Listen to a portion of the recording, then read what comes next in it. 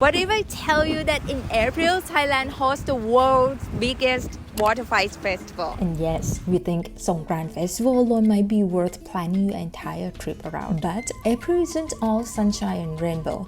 It comes with high prices, intense heat, and on top of that, pollution. We'll go into more detail to help you stay safe during this time. And of course, we will also cover when and where to have the ultimate fun if you are joining the festival. April is peak tourist season for a reason. The summer sky makes everything look amazing, whether you are at the beach or out exploring, and you don't have to worry about the rain at all.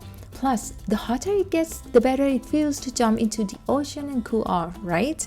And it's not just the sea where you can enjoy the water. There's also the famous water fight festival in Thailand in April called Songkran Festival, and we will dive into more details about that in a bit. But of course, there are two sides of everything. April is also the hottest time of the year because it's the peak of the summer. If you have been to Thailand before and thought it was hot, think again because April is the hottest. If you are out walking like on a temple tour, make sure to stay hydrated. We don't think you really need to carry a bottle with you since it's hard to find places to refill. But don't worry, you will find a 7-Eleven every 10 to 20 minutes where you can grab a fresh chilled bottle of water. If you see Thai people still wearing t-shirts and jeans in this extreme heat, it's because we don't usually walk outside all day during this time of year. You will notice that malls and cafes are way more crowded than usual. We might step outside for a bit, but we always retreat to air-conditioned spaces, and you can do the same. So how should you pack for April to Thailand? You might see some of us local wearing t-shirts and jeans, but that's because we are not walking around in the heat at Grand Palace or Wat Po all day long. Thai people are obsessed with having fair skin, so they often wear long sleeves and long pants to protect themselves from UV rays. But we are guessing you don't care about that as much as we do. So just wear something light and breezy, nothing too thick, so you can stay cool throughout the day. And of course, don't forget sunscreen and sunglasses. Bring a lightweight sarong style scarf with you. That way, when you visit a temple, you can wrap it around your shorts or drape it over your shoulders instead of borrowing an old, used garment at the entrance. Of course, you can visit anywhere in Thailand because you don't have to worry about flooding or rain anymore. But when people think of the peak of summer in Thailand, the first thing that comes to mind both for locals and foreigners is of course the beach. It's a perfect time to enjoy all kinds of water activities, from snorkeling to surfing to jet skiing. But if you are looking for an alternative, waterfalls are a great option. The surrounding trees provide natural shade, making it even cooler and more refreshing. The only downside is that some waterfalls may have lower water levels during the summer. Still, that's much better than visiting during the rainy season when flash floods can be a real concern. Northern Thailand, which is a top destination in winter because it's the coldest region in the country, may seem less appealing in summer, but visiting during the low season comes with perks like cheaper accommodations, fewer crowds, and a more peaceful experience. If you stay in the mountains, the nights can still get quite chilly, dropping to the low 20s Celsius. We just visited one of the mountaintops in Chiang Mai in March, and it was still pleasantly cool at night.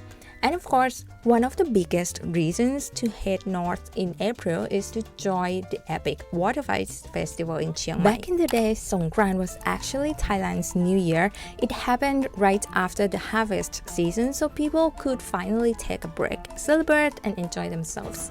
And one of the biggest traditions is the water fight. But do you know it wasn't just for fun? There was actually a reason behind it. As you may guess it, April is hot, so splashing water was the perfect way to cool down.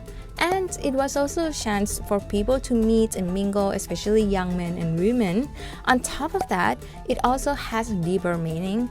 washing away bad luck and starting fresh for the new year. And fast forward to today, Songkran has turned into a massive countrywide water fight mixed with traditional ceremonies and celebrations. Every year, Songkran takes place from April 13 to 15. The dates never change from year to year, but depending on which day of the week they fall on, the government might extend the holiday. For example, in 2025, April 16 will also be a public holiday. Besides the water fights, you will notice that big cities like Bangkok are much quieter with less traffic during this time.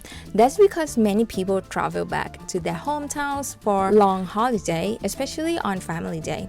But keep in mind that if you are traveling out of the city at the start of holiday or coming back at the end, you can expect heavy traffic. You can also expect some smaller shops like street food stalls and local mom and pop shops to be closed during this time. But don't worry, everything inside the malls will stay open as usual. Now, the big questions. When and where you should go to celebrate?